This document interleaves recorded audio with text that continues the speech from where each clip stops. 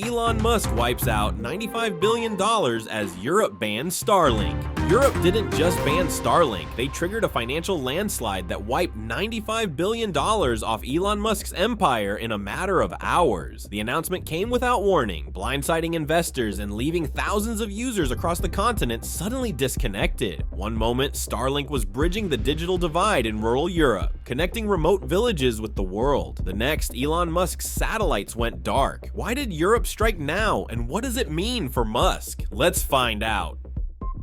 Europe's ban on Starlink, overview and reasons.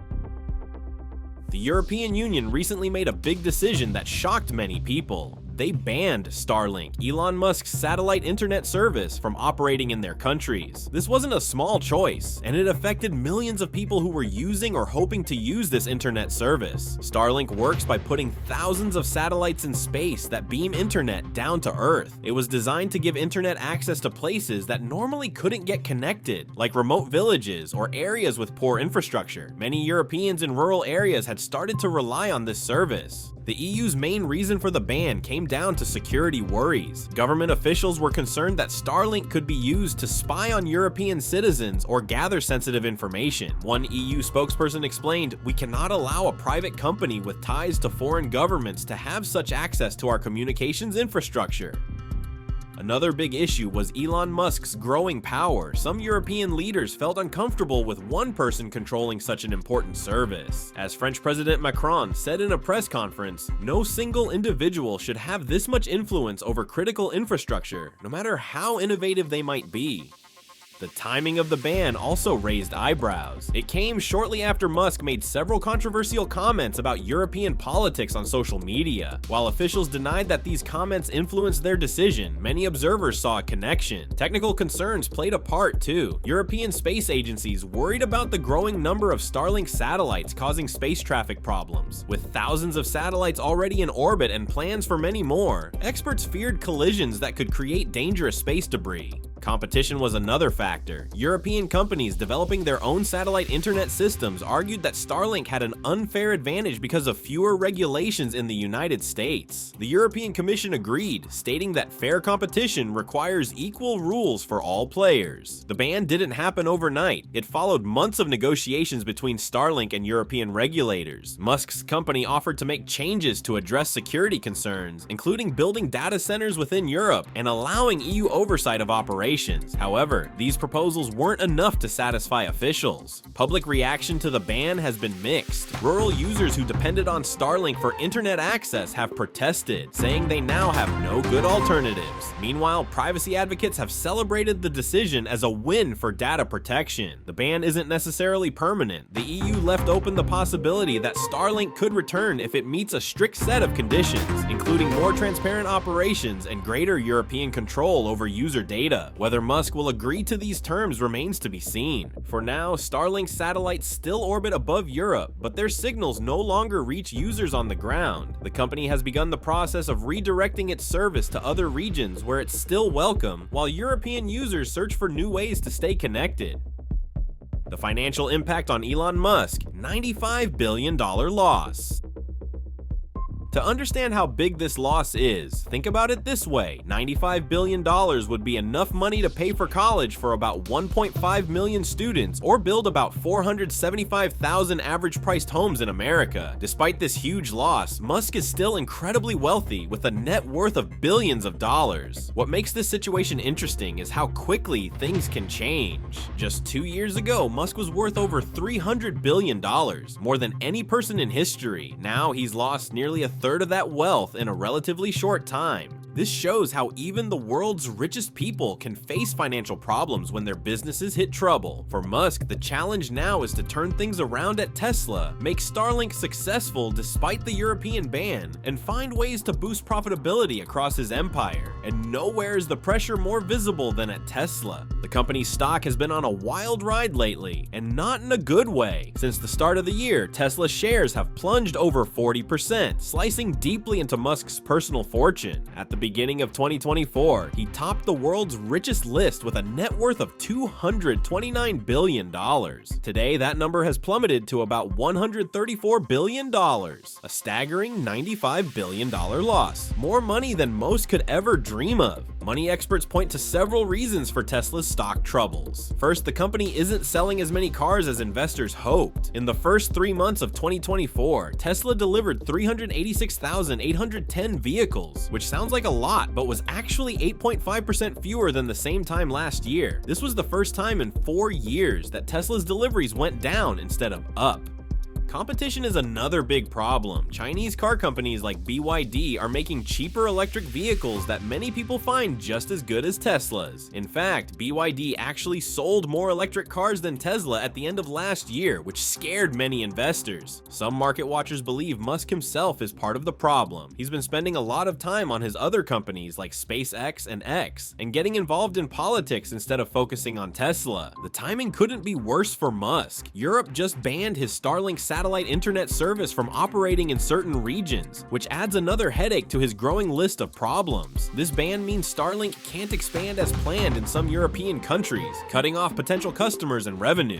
Tesla's struggles in China are especially worrying. The Chinese market is huge for electric vehicles, but Tesla's sales there dropped by 19% in the first quarter of 2024. Meanwhile, Chinese competitors are growing stronger every day. All these problems have caused Tesla's stock to fall from around $248 per share in January to about $147 recently. For Musk, who owns roughly 13% of Tesla, each dollar drop in the stock price wipes billions from his net worth. Financial experts are divided on whether Tesla can bounce back. Some believe the company needs to focus on making cheaper cars to compete better. Others think Tesla's upcoming products like the Cybertruck and robotaxi service could help turn things around. But for now, Musk's position as the world's richest person is gone, with luxury goods businessman Bernard Arnault and Amazon founder Jeff Bezos moving ahead of him on the wealth rankings. Influence of Trump's tariffs on Musk's empire.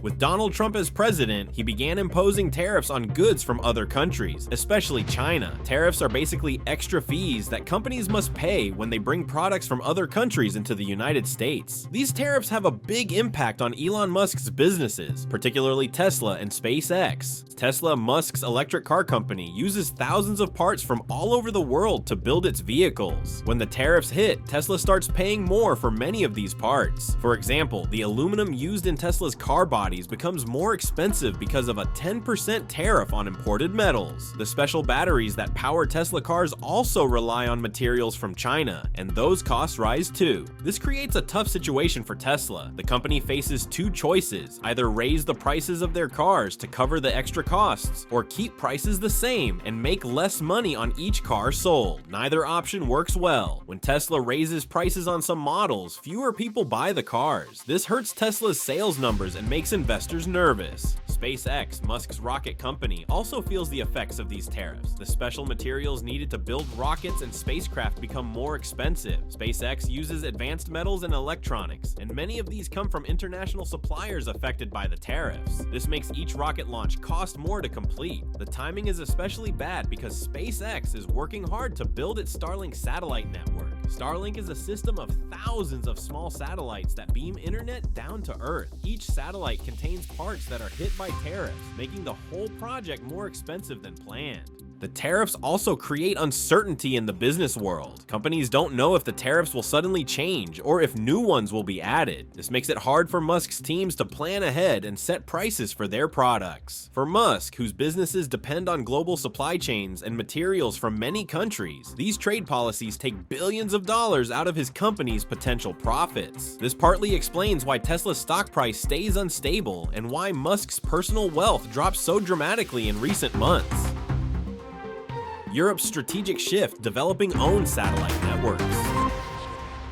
While Elon Musk's Starlink has been spreading internet access across the globe, Europe has been quietly working on its own plans. European leaders realized they didn't want to depend too much on American companies like SpaceX for something as important as internet access from space. The European Union has started several big projects to build their own satellite networks. The biggest one is called IRIS², which is the infrastructure for resilience, interconnectivity, and security by satellite. This project has a budget of about 6 billion euros, which is roughly $6.5 billion. That's a lot of money, showing how serious Europe is about this goal. IRIS² isn't just one satellite, it will be a whole group of satellites working together. The EU plans to launch these satellites into different orbits around Earth. Some will be in low Earth orbit like Starlink, while others will be higher up. This mix will help provide better coverage across all European countries. France and Germany are leading much of this work. They've been pushing their space agencies and companies to develop the technology needed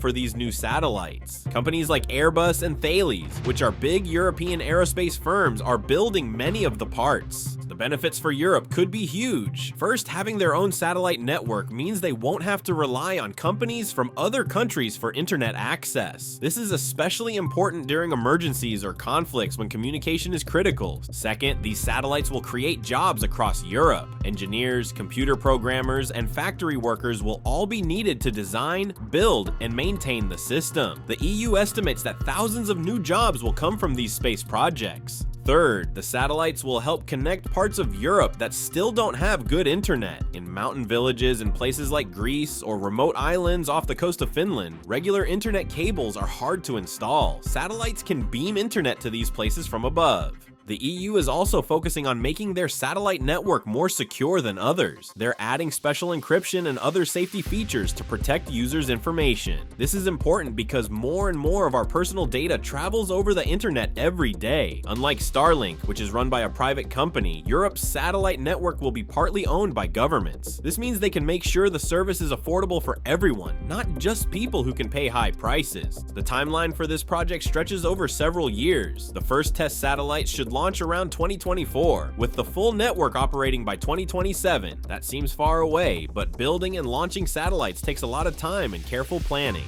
Some European countries aren't waiting for the EU-wide project. Luxembourg, a small country that has been investing in space technology for years, is working on its own smaller satellite systems. The UK, which left the EU, is developing a separate satellite program called OneWeb. For everyday Europeans, these satellites will eventually mean more choices for internet service, possibly lower prices, and better coverage in rural areas. For Europe as a whole, it means more independence in the increasingly important realm of space technology.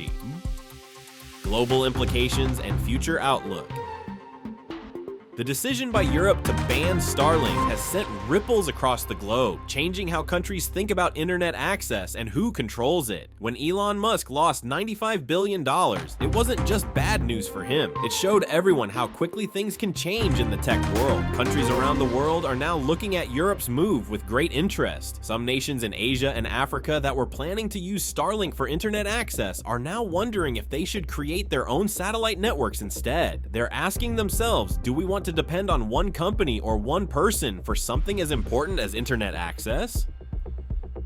This situation has also made other tech companies nervous. If one of the richest people in the world can lose so much money so quickly, what might happen to smaller companies? Many businesses are now spreading out their investments and partnerships so they don't end up in the same boat as Musk. The ban has changed how space is being used too. Before, private companies like SpaceX were leading the way in launching satellites. Now, more governments want to control their own satellite systems. This means the sky above us might soon be filled with satellites from different countries, all competing for the same space. For regular internet users, this might eventually mean more choices. Instead of just a few big companies providing internet from space, there could be many different options. This competition could lead to better service and lower prices in the long run. The car industry is feeling the effects as well. Tesla, Musk's electric car company, saw its stock price drop after the Starlink ban. Investors worry that if Musk is having trouble with one of his companies, it might affect his others too. This has made other car companies speed up their electric vehicle plans, hoping to gain ground while Tesla is dealing with these challenges. Looking ahead, experts think we'll see more countries creating rules about who can provide internet service from space. The days when companies could launch satellites without much oversight are probably ending. Governments are realizing that space-based internet is too important to leave entirely in private hands. For Musk himself, this setback might change how he runs his companies. He's known for taking big risks, but losing $95 billion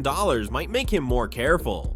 Some people think he'll focus more on SpaceX's other projects, like sending people to Mars rather than Starlink. The telecommunications industry is watching all this closely. Traditional internet providers that use cables and cell towers were worried about competition from Starlink. Now they have more time to improve their own services before space-based internet becomes widespread. In the end, Europe's ban on Starlink shows that the internet is seen as something too important to be controlled by just one company or person. As we move forward, we'll likely see a mix of government and private satellite networks providing